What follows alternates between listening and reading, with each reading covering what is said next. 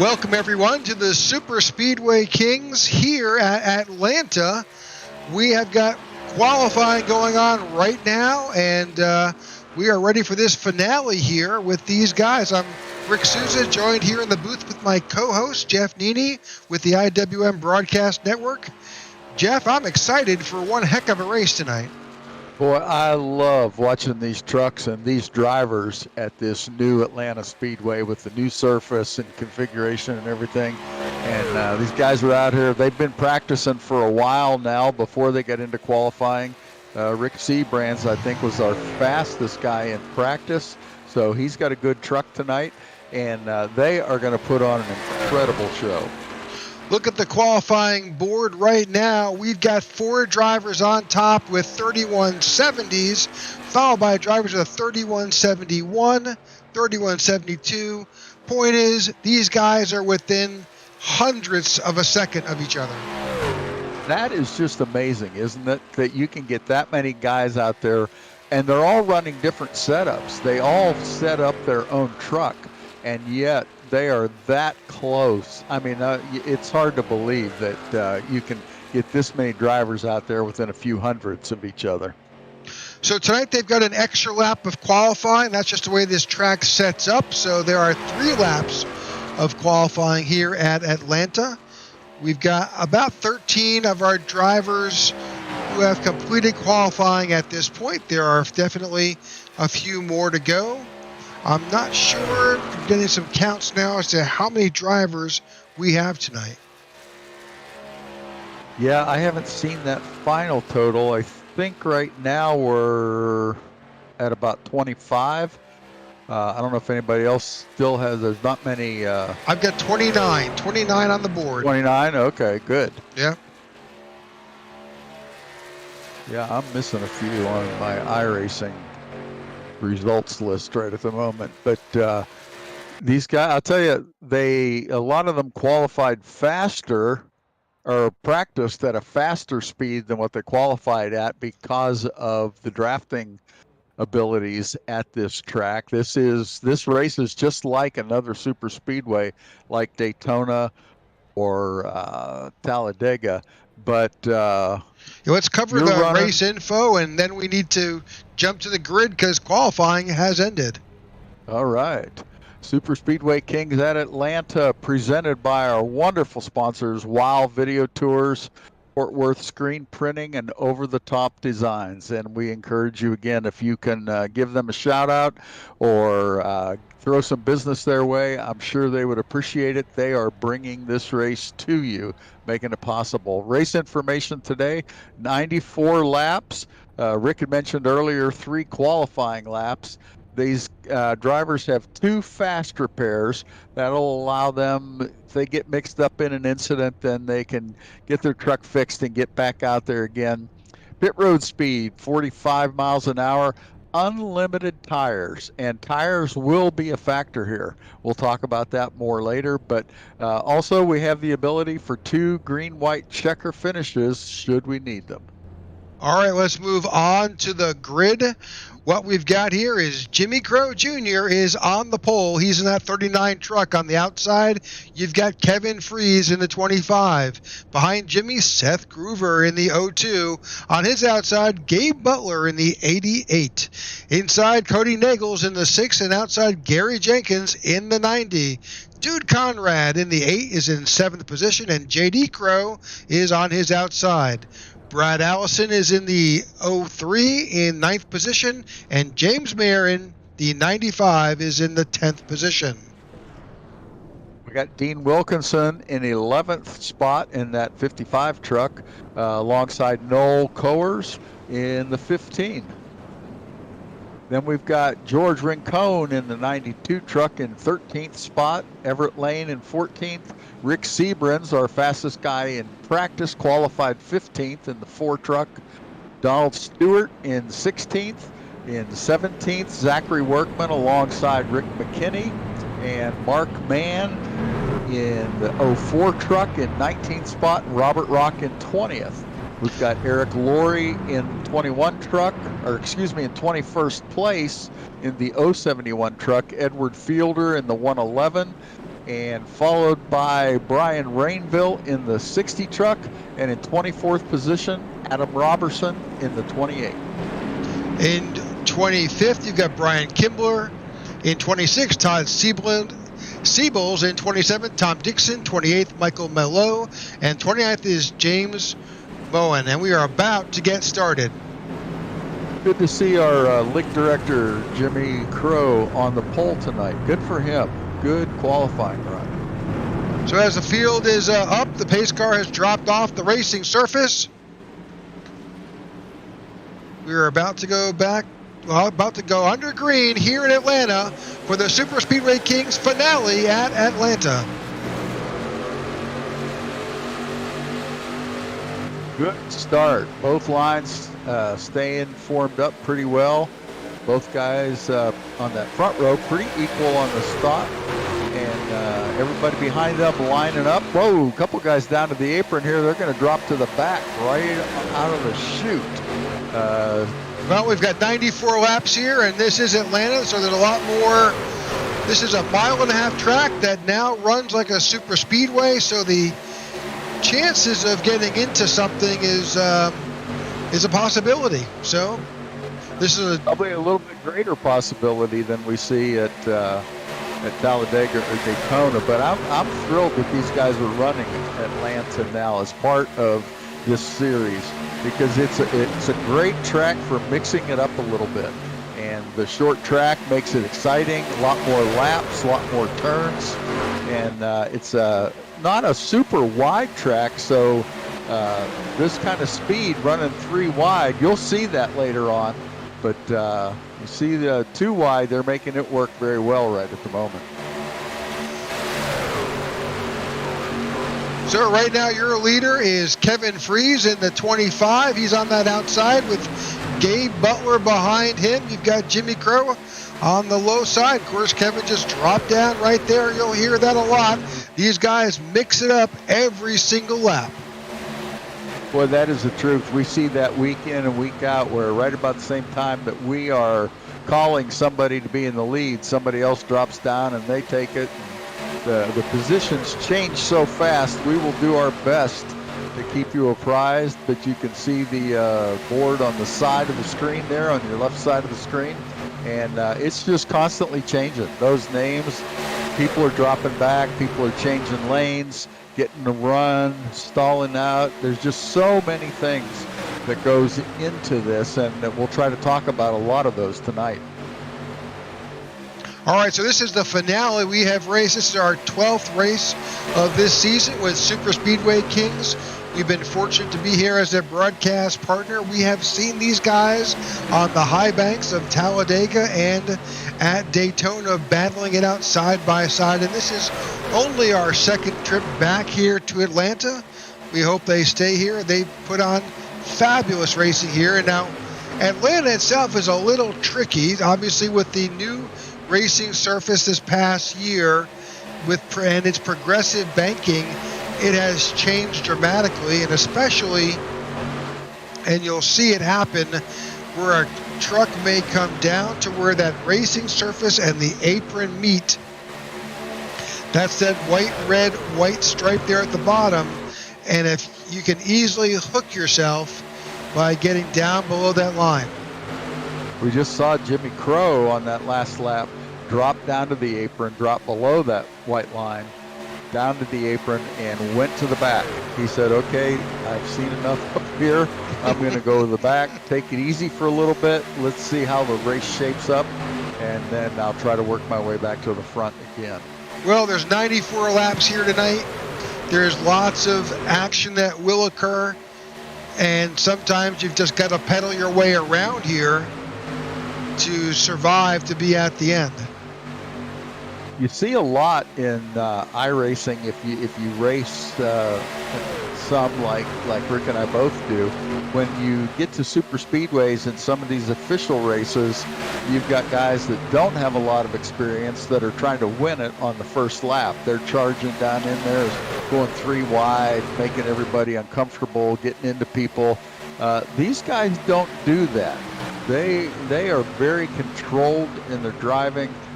Very methodical. They know they can't win it on the first lap, but they can certainly lose it. So they just do an outstanding job of making the race come to them and racing when they need to race, and then just staying in line when they need to stay in line. So as we are now on lap 9, coming to lap 10 here in Atlanta, the field has stretched out a little bit as these guys have begun to make their way and chew through these laps here at Atlanta. Yeah, 10 laps in, running green. Fuel window tonight is probably about 29 to 30 laps. If we can stay green that long, then we'll see some green flag pit stops, and those are exciting at Atlanta. You don't have as much time once you come off of turn 4 to get down, or excuse me, come off of turn 3. You've got to be able to get down and get to that apron, get to pit lane at the end of turn 4, and it's a little dicey. So you'll see these guys start to position themselves. They'll start to work their way down to that lower line because that's the only place you can pit from. Those cars on top cannot pit. Yeah, and the entry into pit road is really shallow. You don't have a whole lot of time to react. You don't have a whole lot of time to get out of the speed that you are running and get down to 45 miles an hour. Yeah, these trucks right now are running, our leader's running about 183, 182 miles an hour. And to get from 180 down to 45, that takes a lot of brake and some downshifting. And you've got to allow just the right amount. That's what's so crazy is some of these guys are extremely good at pit stops. Other guys not quite as good, but they're all very, very good. But some of them really have an edge when it comes to pit stops. They practice their pit stops. They are ready for them. They know they've got a spot on the wall or a billboard or a mark that they go by. They say, okay, I got to hit my brakes at this point, and I've got to get it woed down to get down to pit road. So with the way that they've redone this track, braking is not nearly what it used to be, and certainly at the beginning when you've got lots of grip in those tires, you certainly can run flat out here, but eventually over time you'll need to back up out of that throttle a bit, especially through turns 1 and 2.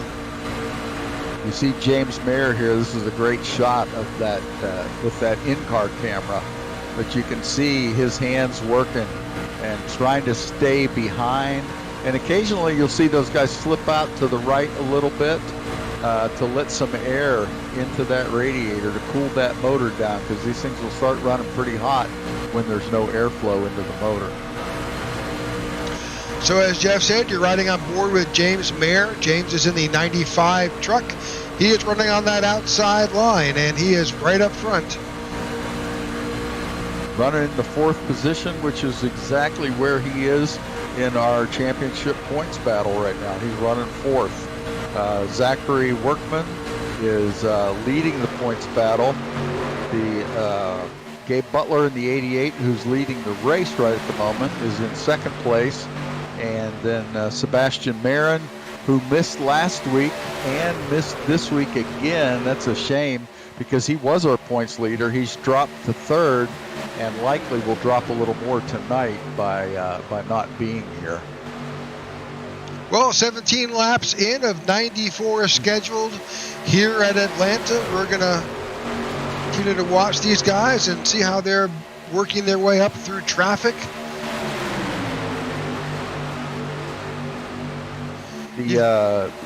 Talking about the points battle, I'm just looking at the numbers, and I mentioned Zachary Workman's in 1st. Gabe Butler in 2nd is only 4 points behind Zachary Workman. So those two guys are really what the championship battle is about tonight. I think James Mayer in 4th and Dean Wilkinson in 5th may have a shot at it, but James is 44 points out of the lead. Dean is 49. So unlikely. I'd never say anything's impossible, but I think we're probably looking at Zachary Workman and Gabe Butler as the battle tonight. Not for the race win necessarily, it could be, but primarily for that championship. That's what these guys are thinking about right now. Is Zachary's thinking, I just got to finish ahead of Gabe, and Gabe is thinking how many spots he has to finish ahead of Zachary in order to vault himself into the championship lead. 20 laps down, and we are in a tight battle up front between Gabe Butler and Kevin Fries. Yeah, Gabe Dean continues to Wilkinson, show us the way. Yeah, Dean is, boy, he's running. He's the last car on the lead lap right now, which I know he's fast enough to be up front. I'm guessing that his strategy is I'm going to stay. Yeah, I've got Dean out. Oh, wait. Yeah. Yes, he is out. So I've got Eric Laurie as our current last car on the lead lap at this point. Yep, mine just updated. That's right. Yeah, so at that point, if he is definitely out, unless something significant would happen to Gabe Butler pretty soon, then I think Gabe is going to run away with the championship tonight. This pack is about to run down on top of Brian Rainville. I think Brian is the only truck that's a lap down.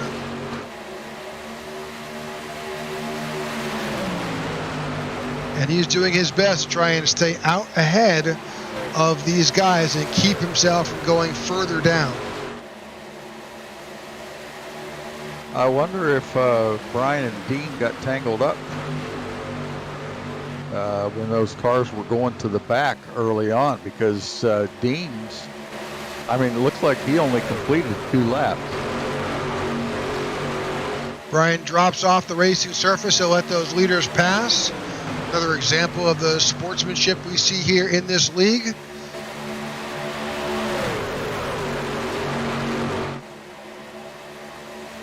And you know it's a long race. You know, if there's a caution or two, you can get back no matter what with a lucky dog, and you'll be back on the lead lap in no time.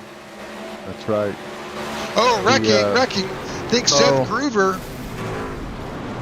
Whoa!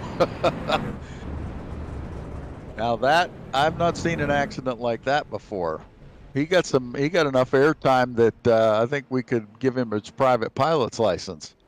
Jeepers. Let's go back and see what happened here on this yellow flag. We're following around. Let's do a forward chase with Seth Groover here. Watch what happens.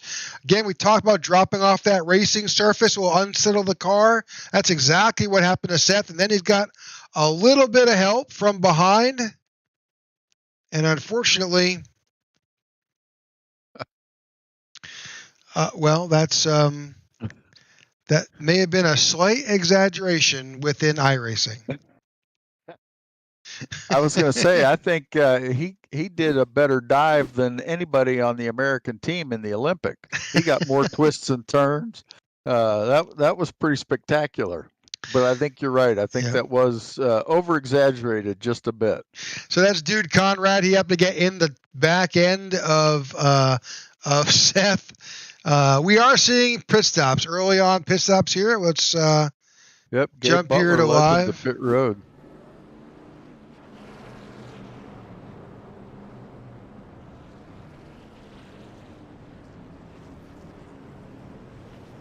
Keep my eye. Gabe's taking right side tires, filling it up with fuel, and putting left sides on. It looks like. Yep. All 4 tires. One of the things the drivers told us earlier was that going with right side only like they do on the other super speedways is kind of sketchy here at Atlanta. Most of the time you're going to see these guys do a full 4 tire stop. Somebody might make a desperation move later on in the race, but I think the majority of what we're going to see tonight are all going to be 4 tire stops. All right, we are at lap 26 of our scheduled 94, 1/4 of the way through. with our first caution of the night. And it happened just like we talked about. Car came down. Seth was making his way around. Unfortunately, those left side tires dropped off the racing surface, and that just completely unsettled the car. The 28 of Adam Roberson was in 15th spot. Now he's up there in the lead. I don't know what he did on his pit strategy, or maybe he didn't pit at all. No, he came in as well, but it looks like he just took fuel and maybe right sides. Interestingly, he started 24th. He's worked his way up all the way through the field. Yeah, we'll see now. He'll be a great truck to watch to see if that right side only tire strategy works or if that gets him in trouble. So a number of guys have come back down onto pit road to put that extra quarter of a gallon in the tank, anticipating that they could go to a green flag stop the next time by, but we'll keep an eye on that.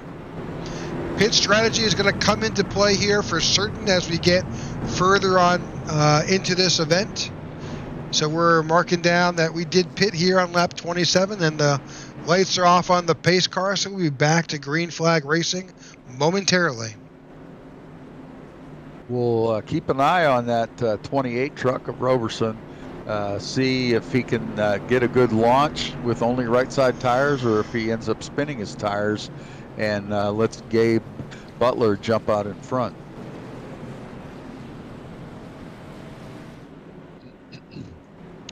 All right, that pace car is about to drop off the racing surface.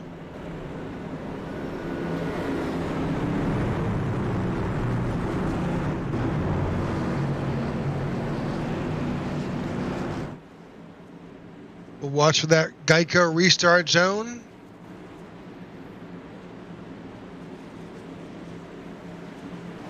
And we are back under green flag here at Atlanta. Well, 28 got a pretty decent start. I think the 88 had a little bit of a jump on him, but now being on the outside there has its disadvantages in the turns. You got a little bit longer to go around. So until they get a good head of steam up, that's gonna hurt Gabe Butler, but he'll be right back up there soon. Well, he's got the 95 of James Mayer right on his bumper. That's a good drafting partner to have.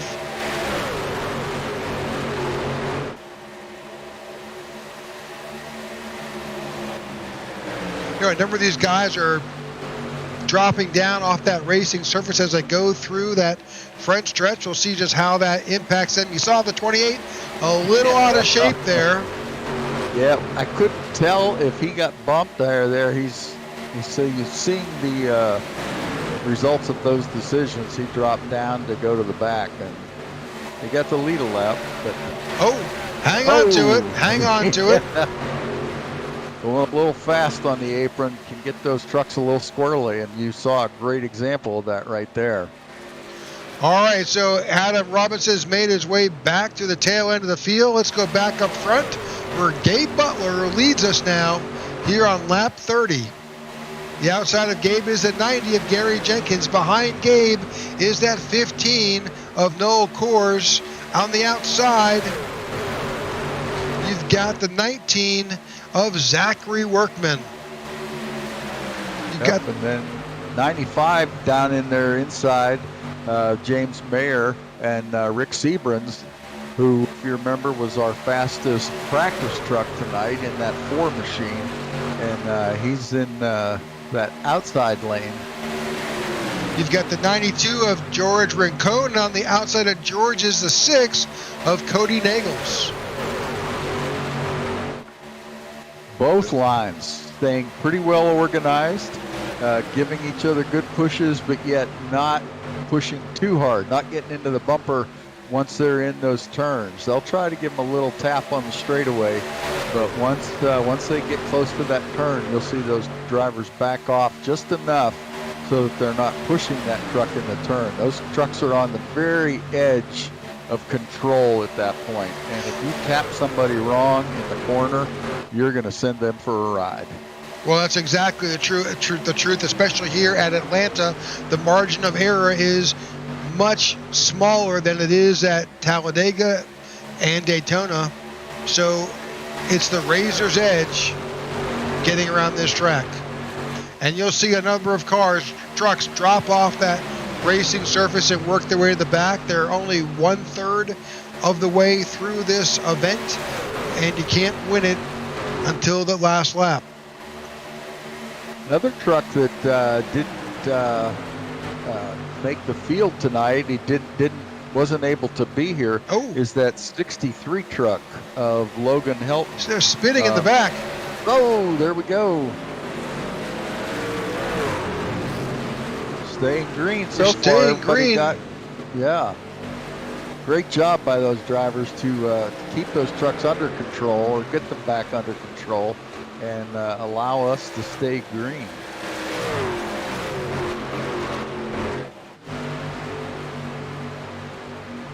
We caught a little bit in the booth.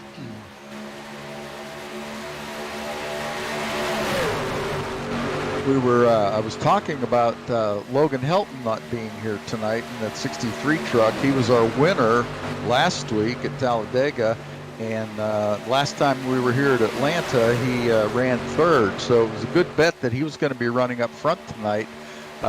Logan not in the championship hunt, just simply because he didn't have as many races. He's contact. Only run.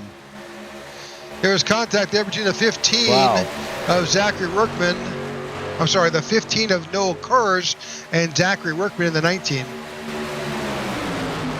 So again, this is these guys create the setups for their trucks. They just like they're not using something stock off the shelf, and in doing so, your handling, your ability to control the car, the tire pressure, the camber, all of that is customized to you, the driver, and hopefully you get it right. I'll tell you from personal experience, sometimes you don't. And these guys have raced here before, so I'm sure they're going back into their repository of setups to try and find what works best. But it doesn't take much, especially when you're coming off of turn 2 or turn 4. That transition from a corner onto a straightaway is tricky, and it's easy to make a mistake, to get something off the balance of the truck or that corner to corner balance. It's easy to get that so far at the bleeding edge that it makes it a handful. That is so true. And the other thing, when they're doing their setups, when they're deciding what they want to have in their truck, you have to be so neutral in your balance, because if you're too loose at the speed these trucks are running, you can't just let off the gas, because if you do, you're going to get run over. You can feather the throttle, but you can't just dump the throttle to slow down to save it if it starts to get a little loose on you. Same thing applies when you're pushing. If your car has understeer or pushes its way up the racetrack, it's too tight. And if you do that and you're on the bottom row, all of a sudden you start pushing up, you have to let off. I mean, you don't have a choice. Your only choice is to let off on the gas in order to keep from pushing up the rail or up the racetrack, and that puts you in a bad predicament as well. So these guys doing a great job at being able to not just drive the car, but also having the knowledge to set up their car and make it handle the way they want it to handle. So we've got a breakaway with the top 12. They're out front ahead of the second group. That second group is led by Brad Allison. We'll kind of drop back a bit to that second group here. They're trying to form back up here. They're running about 9 seconds behind the lead pack. Saw that pack pass the 5 truck of J.D. Crow. J.D. was already running a lap down, and I think that just put him 2 laps down. I show Brian Rainville still the first car on the lead lap. Correct. Or excuse me, first car 1 lap down, so he's eligible for the lucky dog should we get another yellow flag here soon. So that's the 3 right. There's a yellow flag. Yellow flag. Somebody in the air again. Gary Jenkins. looks like we have the competition tonight is for who can do the biggest pirouette. Man, from my angle, I saw that truck all of a sudden just way up in the air, exactly like Seth Grover was a few laps ago. Let's try to find Gary Jenkins here. Let's back it up just a little bit here. It looks like he was in the wall. They were 3 wide. That's just hard to. All right, let's let this run. So this is the lead pack passing a.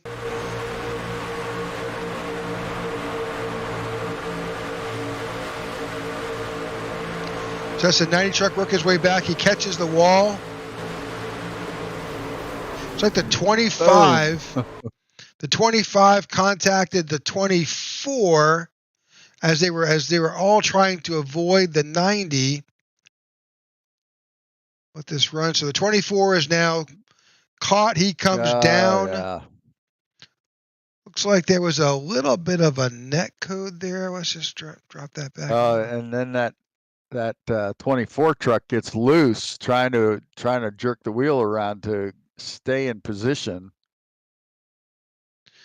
Yeah, it's close. And so it's like he got unsettled. Yep. The car is turning back up, catches the 90 in the wall, and unfortunately. And the 24 has a great shot of the undercarriage there. Yep. So, all right. So that's what happened. That brings out our second caution of the day.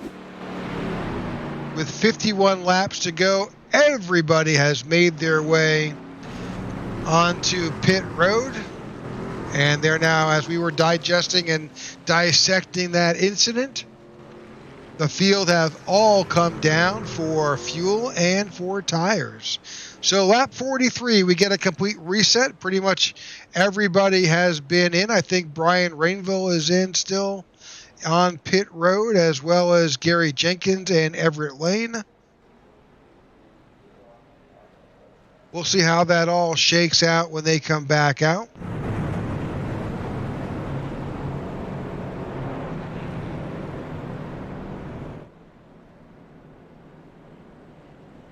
So Brian Rainville will be back out. He may have, and he has. He's gotten his lap back, so he'll be back on the lead lap.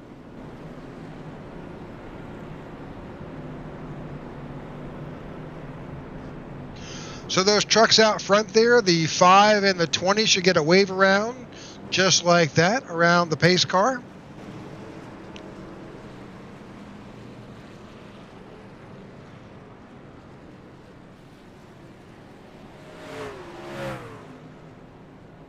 So I spoke wrong earlier when I was talking about Gabe Butler being able to walk away with this, because Zachary Workman is running up near the front right at the moment.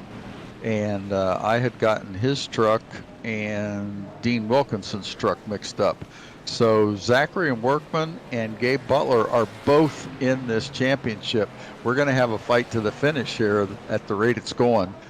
They're running very, very close to each other. Well, they're front nose to back, basically. They're nose to tail. Got that inside line covered with our 2 points leaders. Well, we thank you for tuning in tonight with whatever stream you're watching, whether that's our YouTube channel or our Twitch or Facebook. We appreciate you liking or following whatever platform you're on. We will be bringing you Super Speedway Kings again for Season 9, starting up again after the holidays. And then we've also got our Wednesday night event, which is the Tech for Troops Cup Series. So stay up to date and stay watching the IWM Broadcast Network. The pace car just went down pit road, and we're getting ready to go. We have a green flag, and the guys are on the throttle, and here we go. Good push. 19's given to the 88. Give him a little bump there.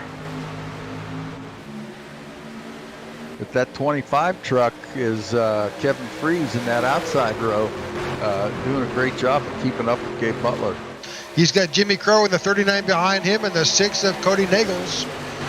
Strong outside line. Definitely getting to challenge the 88 of Butler and the 19 of Workman. Yeah, those first 10 or 12 cars get a really good jump, and then from there back, they're a little disorganized and scattered. Some of that may be by design. Some of it may be just didn't get a good restart. You're seeing some movement as they come out that backstretch, trying to find their way around here. And then again, as we talked about earlier, you don't want to stick your nose up under the bumper of the guy in front of you for too long because you will overheat.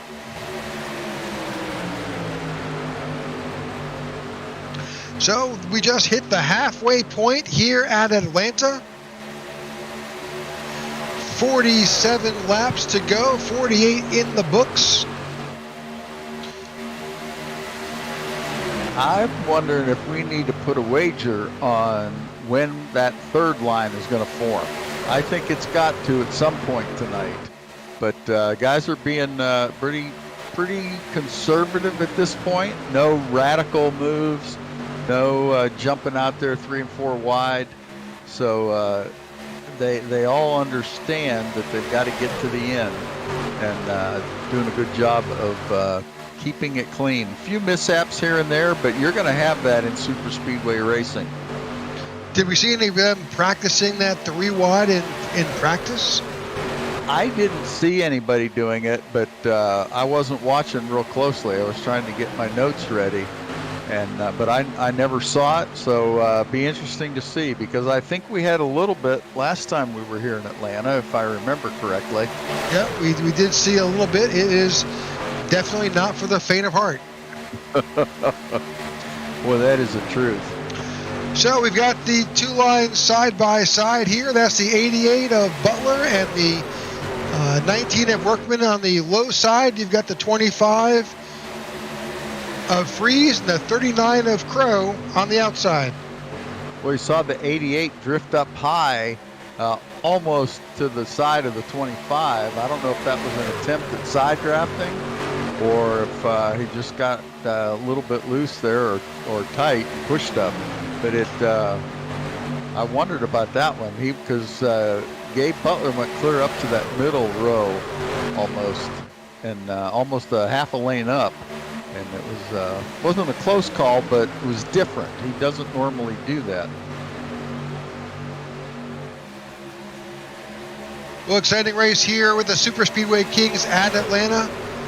If you've tuned in before, you're getting exactly what you've seen at Talladega and at Daytona. Tight side-by-side racing. And this is for the championship. This is the finale. This is the last race of the season. You've got Gabe Butler and Zachary Workman battling. They are 1 and 2 in the points, and they are pretty much nose to tail here in Atlanta. Yeah, this one's going to go down to the wire. I think both of these guys know how to drive these super speedways, and they're not going to give each other any quarter. They're going to race hard to the end. They'll race clean, but they will race hard. As you saw that 25 truck of Kevin Freeze drop down to the low lane and take over the lead. It's very easy here at Atlanta to get these trucks upset. It doesn't take much, whether that happens to be the transition from the apron to the racing surface, which is a progressive banking, but it still will unsettle the truck, or you get a little bit of the side draft happening or lane changing. If you're not spatially aware, you will make a mistake. Absolutely. These trucks handle so differently in clean air or in dirty air. So when you're running back 3 or 4 rows back from the lead, that's all you get is dirty air. So that's why you see these trucks going side to side a lot, not just sitting there nose to tail the whole time. It's because those trucks are a handful, and these guys have to stay on top of it, have to stay concentrated and focused on what they're doing. So we've been pretty fortunate as far as pit strategies go. We've had 2 incidents. Both of them have come at around 20 or so laps, and we basically were able to get those scheduled stops in.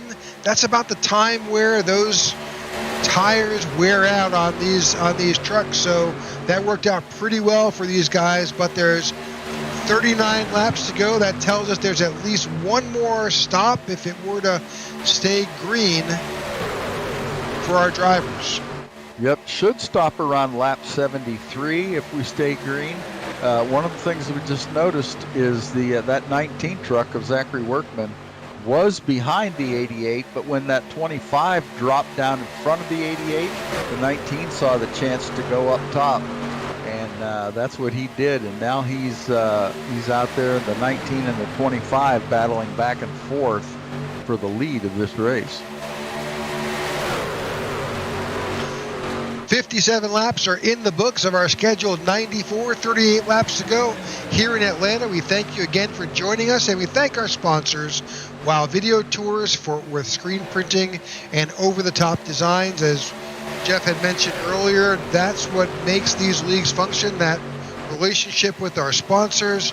That's what enables broadcasts and prizes and what it takes to run these events. These events aren't free for the league sponsors, and they rely on sponsors for their donations to make this happen. So we appreciate them, and as Jeff had indicated, if you do get a chance to visit them or if you need their services, reach out, tell them where you saw it. I'm sure that would help. Absolutely. It's good to see Jimmy Crow having a great race tonight, still running up front. He's in the 4th position, third.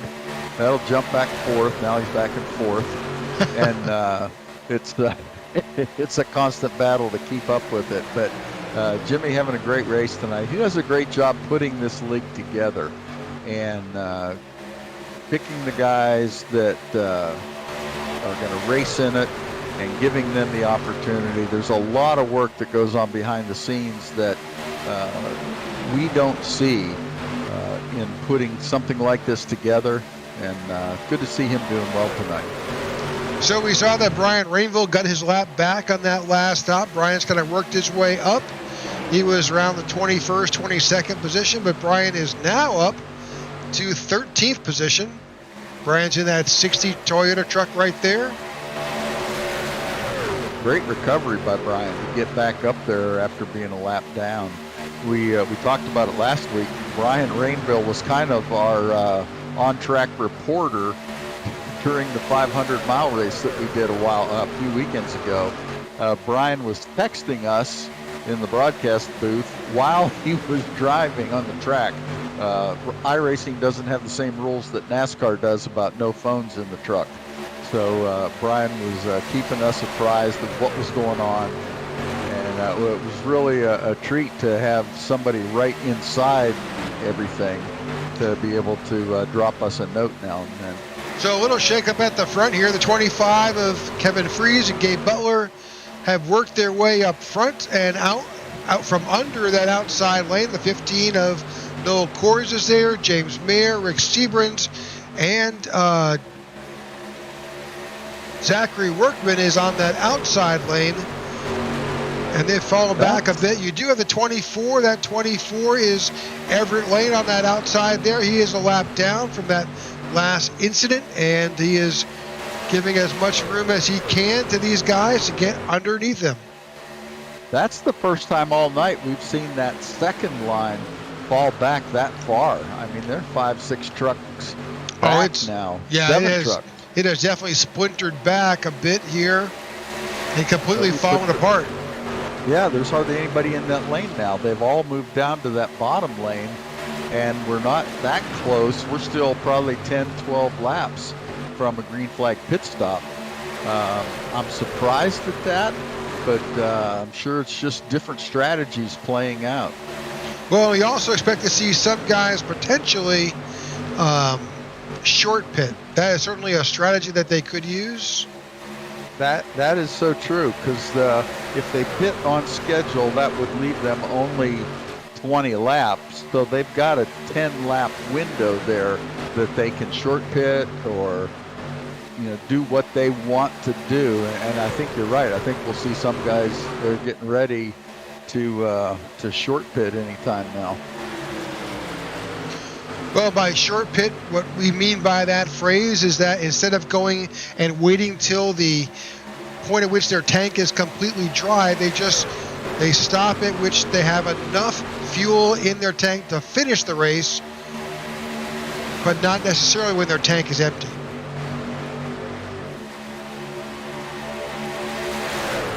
One of the things that we try to explain each week is at a normal NASCAR truck race, if you follow the truck series at all, you would have a driver, you would have a crew chief. Oh, wrecking. Whoa, there we go. We caught that exactly as it was happening. I noticed that Zachary Workman had worked his way to the back of the pack a bit, and unfortunately there was a bit of action going on behind him. Let's try to bring that back up. There's some damaged race cars that are out there right now, smoking as they try to get back. Yeah, that Mountain Dew truck. Yep, that's Mark Mann smoking, as well as I think Rick McKinney is involved, Brian Kibler. Let's go back. That 171 of Robert Rock was involved in that as well. So let's see what we can see here. Oh, there's that contact. So that contact was the 04. That's Mark Mann. Looks like Mark tagged that outside wall. Let's go back. Yeah, tags the wall, it slows him down. And then that wall is kind of like glue. It just kind of sucks you in. It really does. So slow this down a little bit. We'll see him. He goes up. Gets out of the throttle. Look how much that slows him down. Boom. That's the 78 right there. You've got your points leader, Zachary Workman, right behind him. Just gets by. And then that's kind of happens. That's Edward Fielder and the 3 having some contact there. So lots of drama here as we wrap up this incident. And as you can tell with our third caution, you've got a lot of folks on pit road. And as you just saw, what a quick repair looks like. You just saw that 04 just pop back and all his damage is gone. He's getting some new tires and he'll get right back out there on the track. Yeah, that's the Mark Mann truck, that 04. Mark's been having a decent season so far. He's currently 11th in the points. Hate to see that happen to him, but man, that is super speedway racing, unfortunately. And these guys understand that. They understand nobody's going to intentionally hit the wall to ruin your day. So here's an interesting fact, Jeff. Kevin Freese and Gabe Butler did not pit. Ooh. They last pitted on lap 43. Yep. There's 26 laps to go. That means they all could make it around. So, okay, I guess they're coming down now, maybe? Yep. Okay, yep, they're coming down now. That's an interesting strategy. Why would they wait? Don't know. Unless 26 to go, they wanted to get enough fuel for a green-white checker. Could be. What do we think our fuel window was? We said 29 to 30 laps. There's 25 to go, so there's enough there with a couple cautions, which we would have to have a green-white checker. They will now have enough fuel to make it through, I would think, both of those green-white checkers. Whoop, the 88 truck of Gabe Butler started and then stopped. Not sure what he's doing.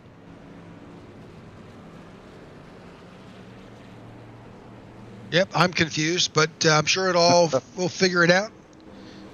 Let's go back up front with James Mayer. The lights are off on top of our pace car.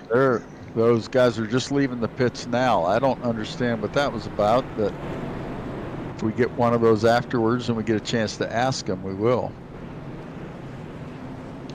Okay, so this is the Super Speedway Kings here in Atlanta for their finale of their season. We've had 11 fabulous races. This is our 12th.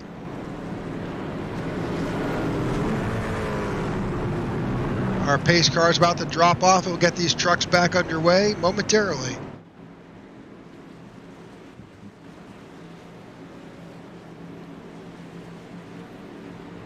Entering the Geico restart zone, and we are back under green here in Atlanta. A fabulous start by the 95 of James Mayer. He got a jump. not quite enough to get down in front of the 15, but that was a great start by the 95. He needed that 6 of Cody Nagels to get up there quickly. That didn't happen. And the 4 of Rick Seabrans found an opportunity, and he took it to jump up to that outside lane. I don't think there was much of a gap between him and that 95, but he made it work.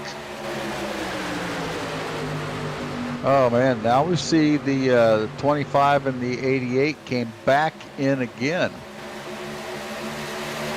I think that's the 88. Yeah. Whoa, reckon. They have. That's Cody Nagels. Caution is out.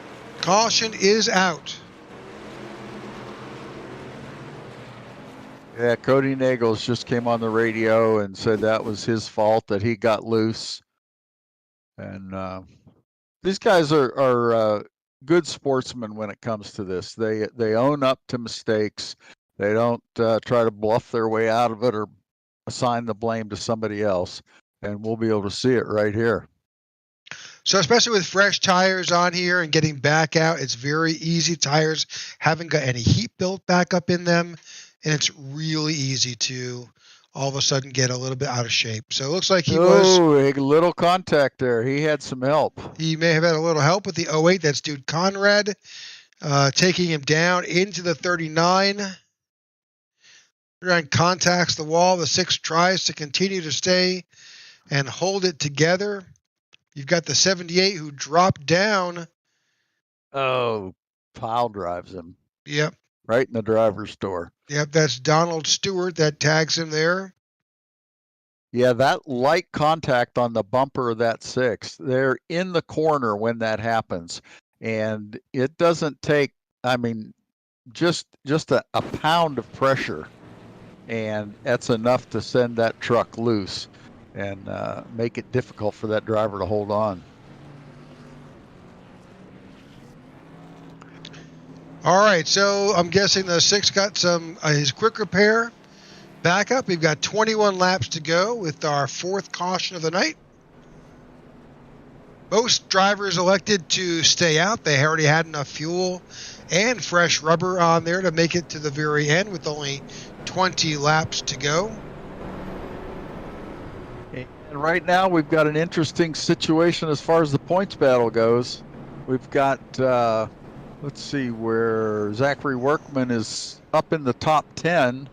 He's running 8th currently, and we have Gabe Butler running a lap down. He is the first car on the lead lap, on 1 lap down, so has the opportunity for a lucky dog to get back on the lead lap if there's another caution. We'll know right now. This point, Zachary Workman has got a significant lead over Gabe Butler in the championship standings. So I don't see a truck making its way around yet for a lucky dog.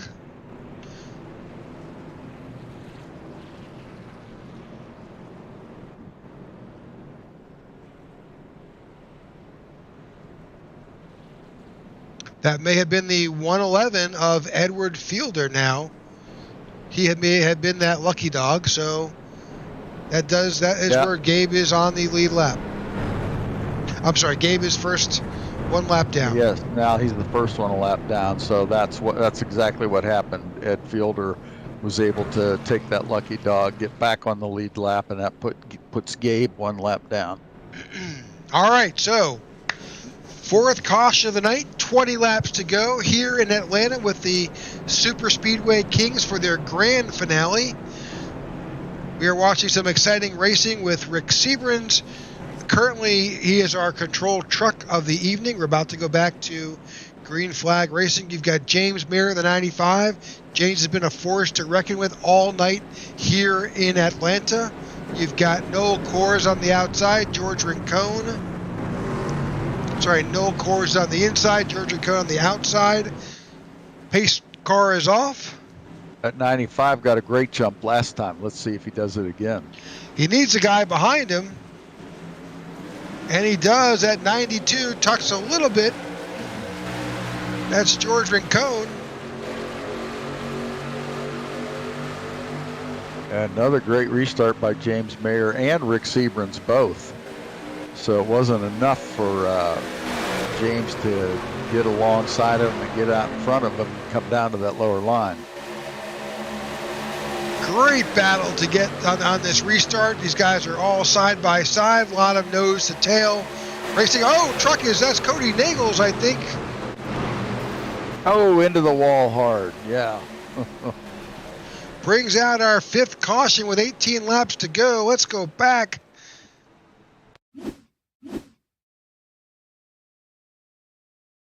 See what happened to Cody here. Oh, contact with the 80 Gabe Butler. with Gabe Butler. Yeah. Yeah, just heard Gabe apologizing to him on the radio, saying he just barely tapped him, and you can see it again there. Very, very little contact, but he's got that wheel turned to the left, and just a little bit of help from that 88 truck just sends him around.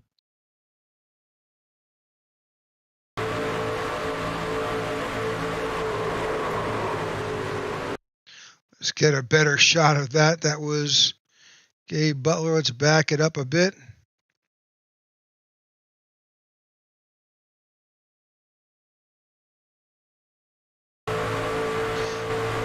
This is our nose cam on the truck. You can see how he gets just slightly there. Doesn't take much. A little bit of contact. Yep.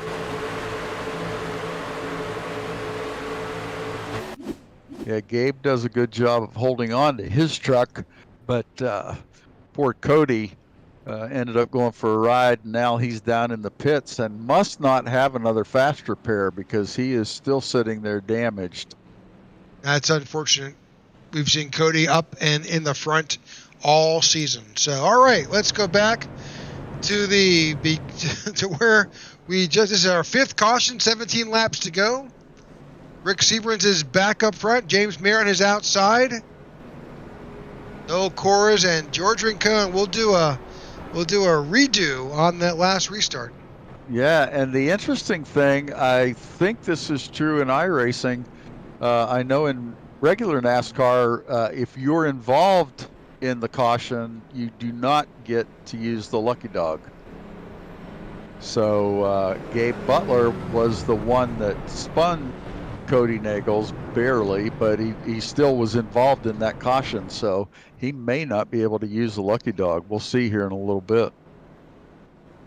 I think that puts Kevin Freese then to get, and I am seeing Kevin Freese is now back on the lead lap. Yep. So bad news for Gabe. You know he would not spin him intentionally to get his lap back because he would not be able to get his lap back, and I don't think that's something Gabe would do anyway. But that's a tough break for him because it just puts him closer to the finish, still 1 lap down.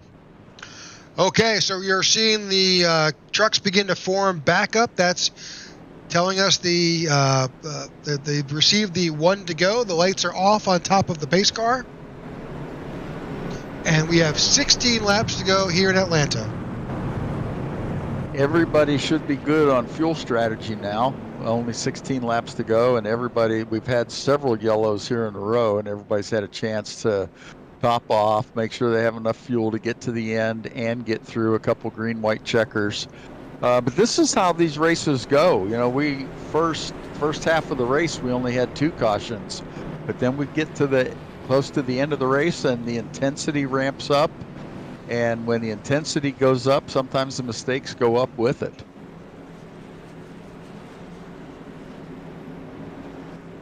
They'll cross the line with 15 laps to go here in Atlanta.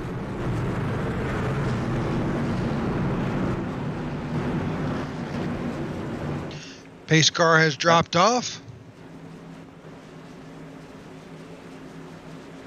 Rick Seabrans is our control truck. And we are back under green flag. And that 92 can't get as good of a jump as the 95 can. He's just not keeping up with him to give him that push he needs to get out in front. You can see the 95 starting to fall back a little bit there.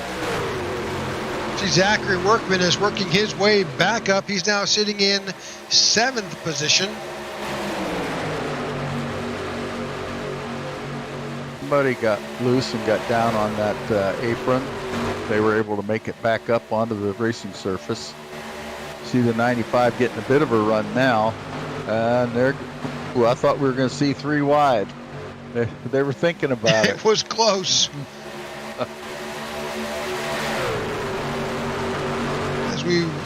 As this race begins to wind its way down, this is the end of the season, and so points count.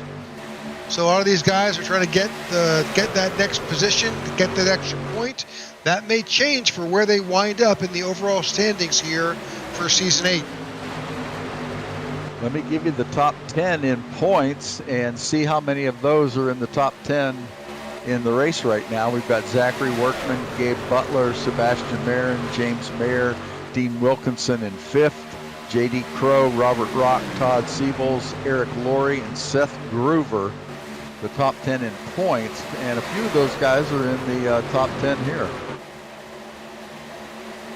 So a little bit, definitely some contact early, just farther back in the field as field jumbled up a little bit. Second line much more organized now. Yeah, we saw the 95's got to run. We saw Noel Kors drop all the way back.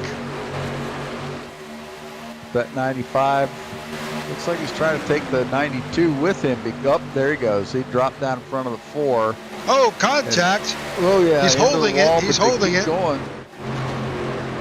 That's the 071 of Eric Laurie. Some significant right side damage on that truck, but he held on to it. Great driving by Eric. You've back never up done front. It, you don't know how difficult it is to get that truck back off the wall, keep your speed up, and not get somebody running over you from behind. And maintaining control, because once you're in the wall, it's like you're stuck in the wall. You can't seem to get that truck off. So. Yep. 95 still holding on to the lead there. 95 continues to show the way. The 4 is behind him. That outside lane has got the 92 of George Rincon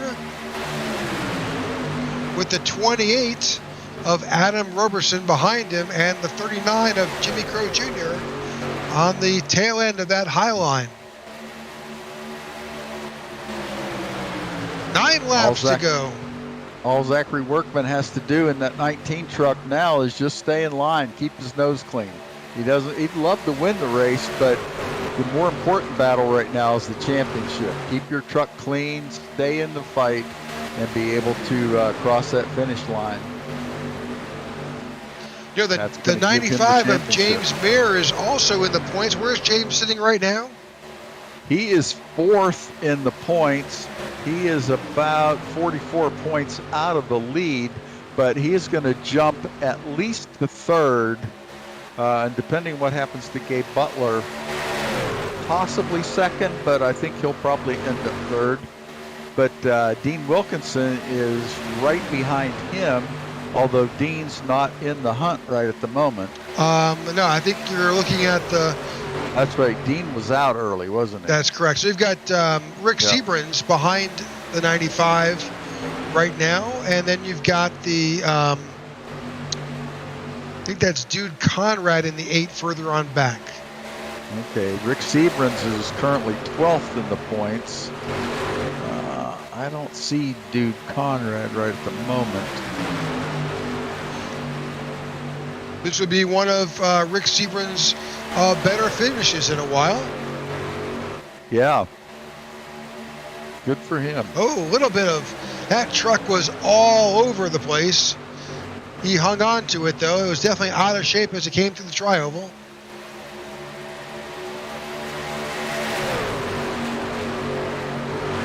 Six laps to go on the backstretch. That 95 truck is looking strong. I don't think the 92 has any shot at him while he's in that outside lane. He's just getting such a good push from the 4. Well, I think all that's going to change once we get to 2 or 3 laps to go. All bets will be off. All drafting partners will be up for debate and discussion, because it's going to be about how you finish, not who you push. Exactly. And we say it week in and week out that it's give and take the whole race till it gets to this point, and now it's all take. It's every man for himself. Each driver is going to do what's best for him. Oh, the 92 got a good run right there. I don't know if he'll get enough to get down. No, it doesn't look like it.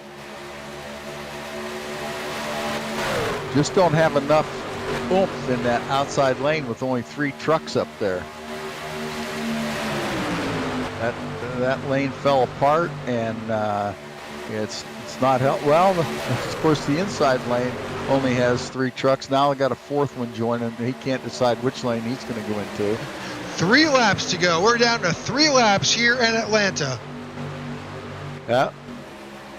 That 5 truck joined the outside lane, and now that's going to give them just a little bit of an advantage. That's J.D. Crow. They got to get lined up, though. Yeah, J.D. Crow in the 3rd spot in that outside lane. At 28, kind of dipped out. He's trying to tagged. Caution is out. Caution is out. We saw that go on. That is going to put us in a green-white checker. Number of guys involved. We saw Evan Roberson. We saw that. We saw, I think Brian Kimber is involved. Greg Butler is also involved. Let's go back and see if we can get a better handle on what. Jimmy Crow came on the radio immediately and blamed for that one. He said he just got down in there and got just up so close to him. Yeah. Yep. That's all it took, just that tiny little bit. Yeah, and I don't know that Jimmy did anything wrong other than he was in between the 2 lanes. He never altered his line, and the 28 came down. I consider that a racing deal. I don't think that was Jimmy's fault, and it certainly wasn't the 28's fault. But so you can watch the 28 as he splits that sleeve, that seam. Jimmy's holding his line right there on the sleeve, on the seam. Yeah, I think they're just. 28 was going for the same real estate that the 39 actually already occupied. That's right. Yeah. I don't think Jimmy has any blame to take on that one. All right, so that puts the 28 in the pits. Yep. The 60 of Brian Rainville, we see that. 45, the 111 is in. Kevin Fries.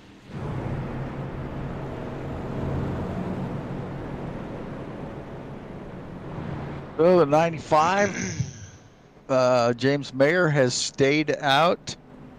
Currently going to be the control car. Going to bring us back to green when we get there for a green-white checker.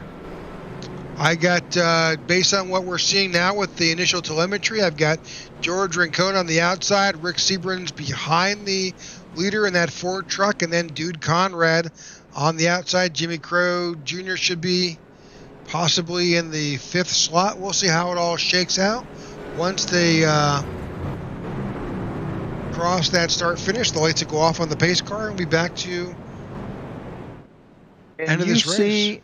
Can you see in your screen there when that 95 truck pitted last? He pitted last on 68, which is the majority of the field. So okay. James Mayer, George Rincon, Rick Seabrans, Dude Conrad, all pitted last on 68. Jimmy Crow Jr. came down on lap 72. So if they're running just on fumes, Jimmy Crow Jr. has a slight advantage. Yeah, well, if he pitted, you said lap 68. Yeah, they've got plenty of fuel.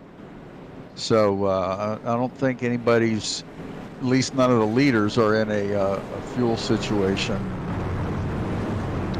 Well, the lights are off on our pace car. We'll go back. I believe we're in a green-white checker, or is this going to work out to be regular? It should be, because we've been sitting at 3 laps to go for a while. Let me see here. Yes, iRacing is saying this is green, white checker 1 of possibly 2. All right. So if you haven't seen or heard of a green and white checker before, try to figure out what that is. That means once they go past the start finish line, they'll get the green flag. If they make it clean around again, they'll get the white flag, and the next one across wins. If the caution flag comes out before they get the white flag, then we'll throw that caution flag and start all over. If not, whatever happens, happens.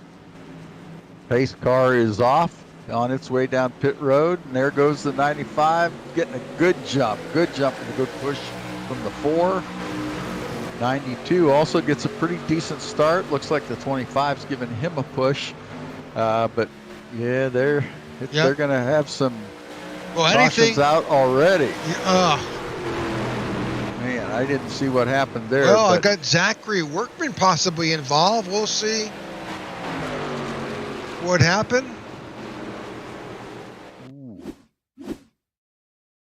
We go back and try to find Zachary Workman here. He's in the 23 truck. He's at 19. The 19, I'm sorry. Okay, so there was a little bit of an incident that happened before him. Some contact with the 03. That 03 is Brad Allison.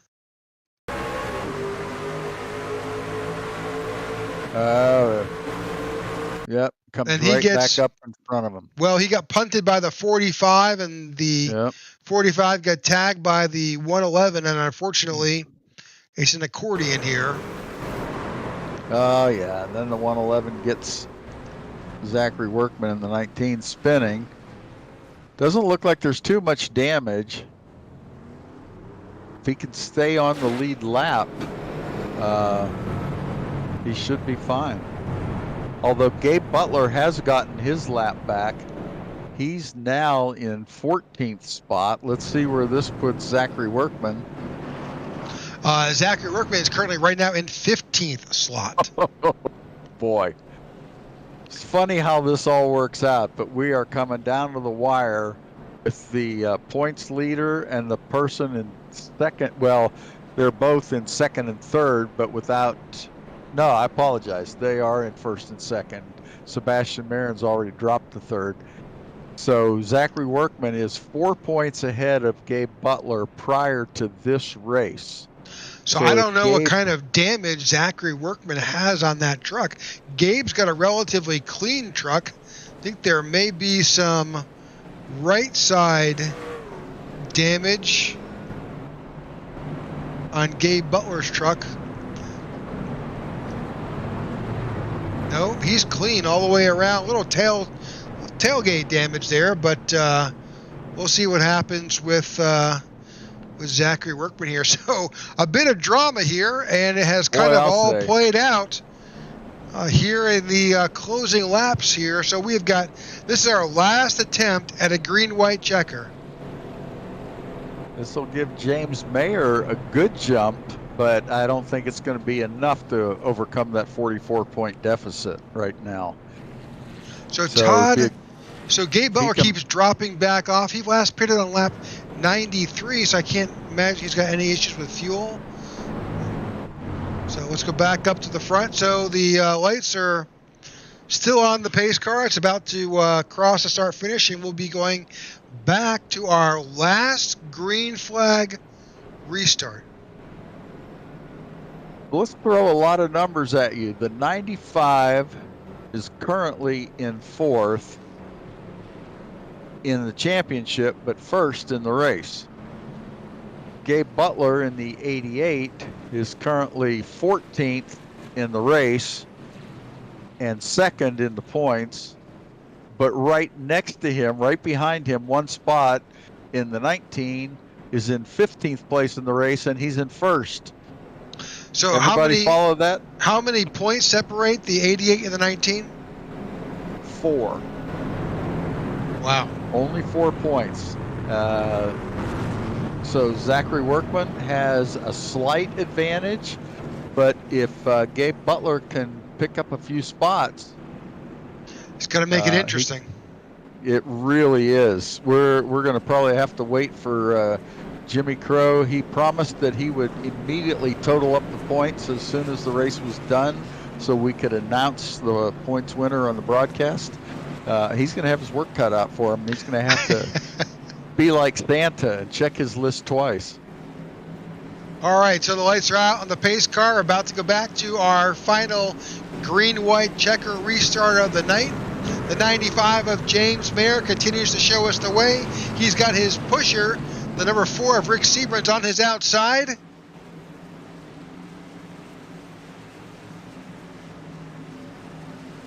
You keep your eye on the front. I'll keep my eye on the fight back in the field. How's that sound? Sounds good.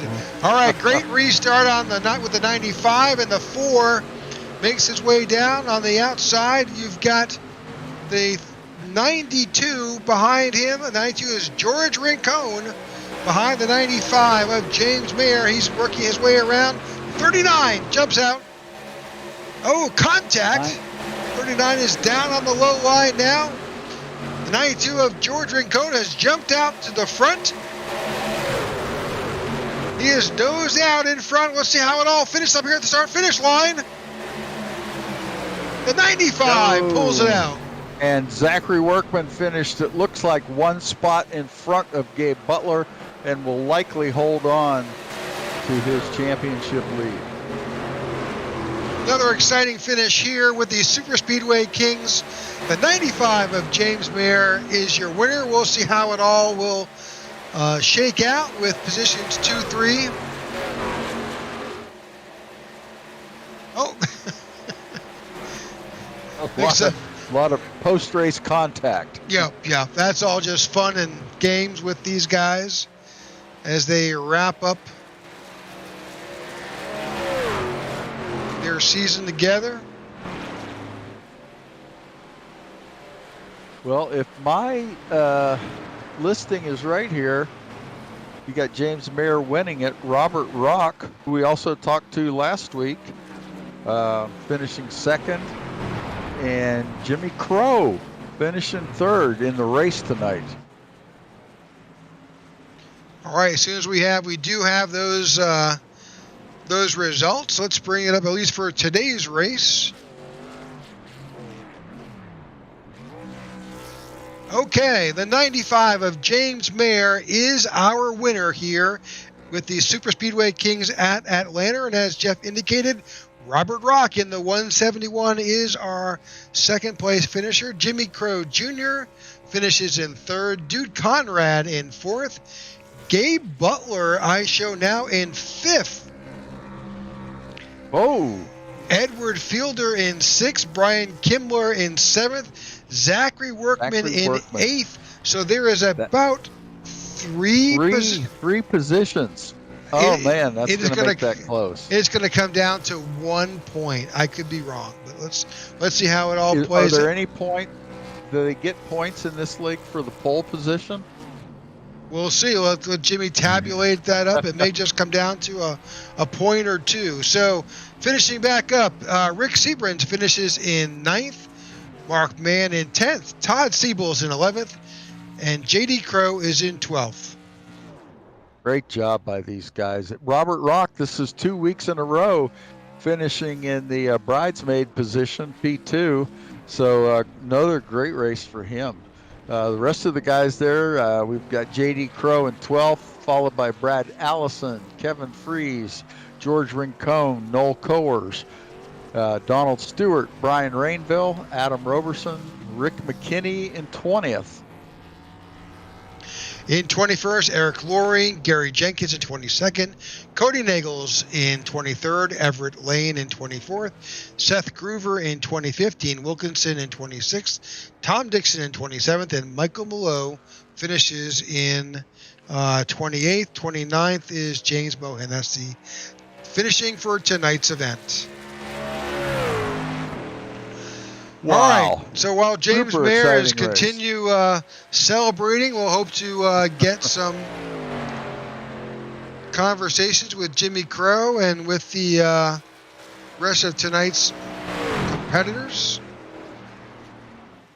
I'll tell you what, I was surprised and just a little bit disappointed that we never went 3 wide tonight. We saw a couple guys thinking about it. That little incident there at the end with Jimmy Crow and I forget which truck it was. That last caution looked like that other truck was trying to start a third lane, but then came back down, and they just got a little convoluted there. But man, what exciting racing all night long. Absolutely. A heck of a race tonight. Let's see if we can find Jimmy Crow and bring him into the broadcast booth. I bet Jimmy's working on his points right at the moment. Well, That's a guess. Well, I think that's a fairly good guess. Let's instead, based on that, let me see if I can find our second place finisher, Robert Rock.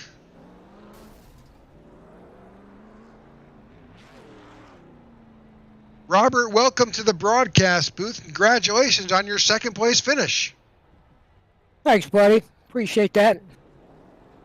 Tell us Yeah, go ahead, Jeff. That was a great job tonight, Robert. We saw you out there battling all night long. Tell us a little bit about the race from your vantage point. Well, I mean, I haven't done a lot of racing at this track, so I decided to just start in the back and kind of get used to, how it handles, and then start picking your way up through the field, slowly but surely, or, just trying to time things. A lot of luck. See, I just missed the wrecks, basically. Well, you did a pretty good job. We didn't have a lot of cautions tonight, but they came sometimes at the right at the time where you would begin to start looking for a pit strategy. They were fairly timely when it came into play there. How are you? What did you see, or were you able to go flat out pretty much, or was there a lift at some point, or how was the truck driving? Well, I'm sure there was people going flat out, but I was letting off going into the corners, just trying to stay with the draft and giving myself enough space, in case something happened. But yeah, they seem to handle real good setup. Well, I would say your strategy worked 2 weeks in a row, because this is the second week that we've talked to you. Finished second last week at Talladega, and then second again tonight. Congratulations. Right on. Thanks, guys. Thanks for the broadcast. Thanks, Sir Jimmy Crow, for hosting this, Gabe for setting up, and Kevin for helping out in there. You got it. All right. Well, that is your second place finisher, Robert Rock. Thank you for joining us here in the booth. You got it, guys. Have a good night. Thank you. All right. Let's see if we can find our winner. Let's see if we can find Mr. James Mayer.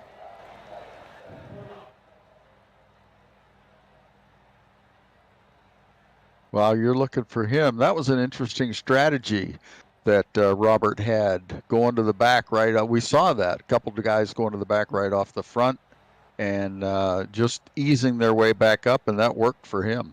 It sure did. James, welcome to the broadcast booth. Congratulations on your finish. Yeah, thanks. That was a lot of fun. Not often I finish up there at this track. Well, you certainly had had a handle on it. We saw you pretty much at the front the whole race around. So you were doing something right. You had some great restarts. Yeah, I think you can start in first or second here. First, obviously, everybody worries about spinning tires, but a lot of grip tonight. So I was just putting first and hammering down, and it was sticking. So no complaints about that. But yeah, it's always the plan that let's stick up front and try to stay out of the trouble. Yeah, you had some great help there for a while there with the Ford truck. He was kind of your pusher for a good bit there, and unfortunately he got a little bit involved in that incident towards the end, kind of pushed him back a bit. Yeah, me and Rick, we were having fun up there, racing each other a little hard. I was pinching him a good bit. That one restart, I started on the outside of him. So we were having fun, but yeah, me and Rick, we always run together. There's not many other guys I want behind me any other time. He's a good pusher and very reliable.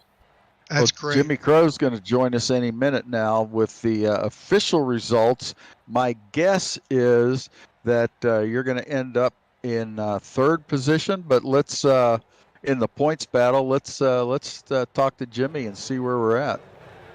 Yeah, James, congratulations on the win. Mark had me thinking y'all didn't know how to race this track, that could only run true super speedways, and Alliance came out here and was up front all night. Yeah, gentlemen, we had a crazy points battle last season on the last race, and it looks like for the first time in SSK history, we had a tie between Gabe Butler and Zach Workman, and Gabe got the nod because the tiebreaker goes by most top fives. Gabe had 6 top fives this season, and Workman had 5 top fives. Oh my gosh! I hate it came down like that in a way because both are deserving. Zach had a hell of a season, was in the top 3 in points all the way through. Gabe is Gabe. Gabe ran a hell of a season, of course. And congratulations to Gabe, but Workman did a fantastic job as well. Well, they did, and it was sad because both of those guys got caught up right there towards the end of the race to get them set back. Gabe at one point was at least 1 lap down and had to get that lap back through the lucky dog, and then right on, I think it was on one of those green-white checkers, Zachary Workman got tagged and put him back. In fact, he and Gabe were nose to tail there when that final restart took place. Yeah, well, unfortunately tonight, going forward on finale night, I'm just gonna be in the tower. Gabe got a lap down and stuff because he was doing admin duties, and he got a penalty on pit road, and he didn't clear it. He stayed true. He ate the penalty, but he got screwed because he was doing admin duty. So I'm not going to put any of the guys that help out in that situation going forward, because I was bummed out and felt I was going to be feel bad that he got screwed, helping me out. So, but it worked out in the end. I still hate it was a tie. I wish it wouldn't have been a tie, but hell, you can't ask for a better season. We don't. Boy, I'll say. I mean, you got to run a whole season here in, it's just, tight battle. Gabe's, he's the king, man. This is his 3rd Tuesday championship, back-to-back champion. Now I just need him to go get me one on Monday and bring it home. That's what I want more than anything. I want him to go get me one on Monday. And that leaves James Mayer in 3rd spot then, doesn't it, in the championship? Sir. Yep. Congratulations, James. Thanks. Yeah, awesome run, James. Appreciate you racing, buddy. You've been day 1 member. Awesome season. I appreciate you hosting it. Like I said, unfortunately, next year I think I'll be switching shifts. So this will be I'll have a little break in between seasons here. Oh, well, buddy, you're always welcome, man. And like I said, I appreciated you racing with me day 1 in SSK, man. Appreciate you. Well, Gabe Butler has now joined us in the booth. Congratulations, James, on your championship win. Yeah, I don't know how I feel about this one, fellas, but I mean, I'll take it. We screwed up there on our pit stops. Me and Kevin were trying to do some admin work, and we didn't pit, and we went a lap down, and then the cautions came out, and I don't know. We just looked out completely. Well, we were confused ourselves in the booth. We didn't know that y'all were doing double duty there in admin, but we saw when Kevin got his lap back, and then the caution came out, you got yours back as well. So, hey, you know what? It is what it is. That's just how it is sometimes here with iRacing when, you have to do more than just drive. Yeah, I know. But, I mean, it's one of those mistakes. And then we got back into it, and then we got lucky, with the cautions. And then I knew I had to battle Zach there at the last lap and tried to get around, and we got a bad restart there in the final bring my checker there. We got stuck behind a damaged truck, and all we could do is just keep it to the floor, and then another wreck happened, squeaked around Zach, and I don't know. I don't know what to say. I mean, he did a hell of a job all season. I really feel like he deserved it more than I do. Well, interesting enough, Zach has now joined us here in the booth, and Zach, heck of a race tonight. Yeah, there's a lot of up and down moments right there. when I was spinning on that last lap, I didn't know I could save it. Kept myself in for a chance, but yeah, just super close all season. I mean, when you go up against the Gabes and Seabass of the world, kind of like the underdog, but we tried. We gave him a fight. Gabe earned it, all season. But yeah, we gave it a fight. We were up there till then. Yeah, we were nothing to watching be both. embarrassed. No, absolutely. You guys were great. It doesn't come down to this last race. It's accumulation of the total 12 events of the season, and you guys were awesome. It was so much fun to watch you and watch the entire Speedway Kings as they navigated these 3 tracks. It was a blast.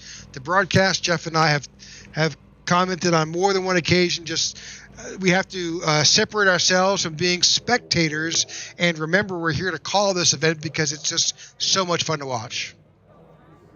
Yeah, boy, and there is nothing at all wrong with the championship battle coming down to the last lap. I mean, that it doesn't get any more exciting than that. So you guys should be proud of yourselves for putting on some great racing all season long in order to bring it down to that last lap. Yeah, it's been a fight all season. I didn't think I'd really be in this position. I feel like I'm just still trying to learn like what to do and stuff like that. So to even be up here it's kind of like mind-boggling. And at points we blew up. I didn't even know if I was going to make it to the pits. Barely rolled there.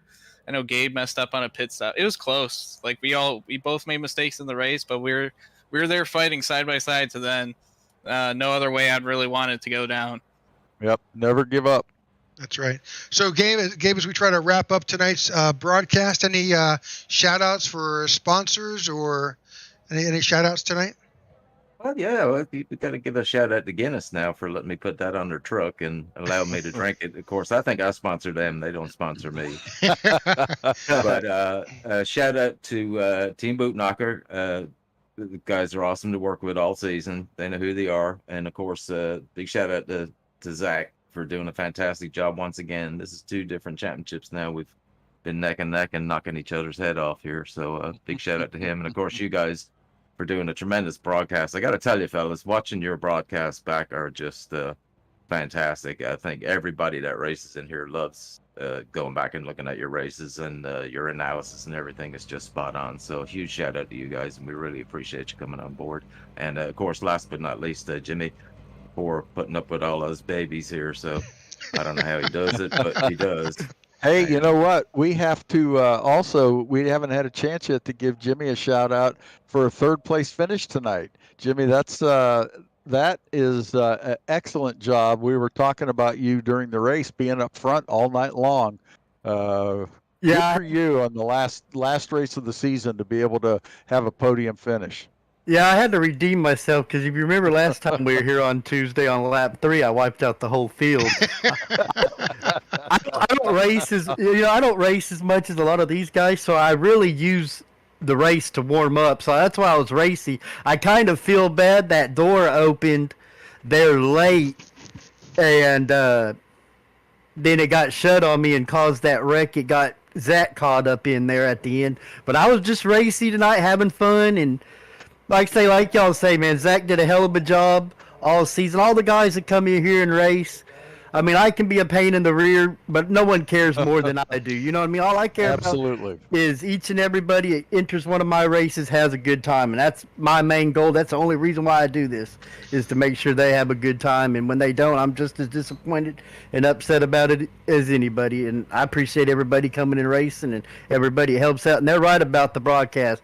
The way y'all cover accidents, I love it. To where I don't have to guess or nothing. Like, y'all are spot on. I love, it's a blessing having y'all call the races for us, and we really appreciate it. Well, thank you so much. So this wraps up season 8. Jimmy, you want to give us a little preview as to when season 9 starts and when we should expect that? I like to have a quick turnaround. My theory is if I give them too much time off, they're going to find something else to do.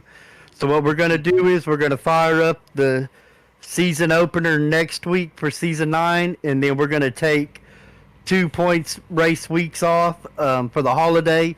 Me and Gabe's got something cooked up fun. Hopefully, guys will come out and race. If not, like I always say, we're gonna have a race, good race with or without you. But I like for them to be there. But so we're gonna have fun and hope everybody has a good holiday season. That sounds great. Awesome.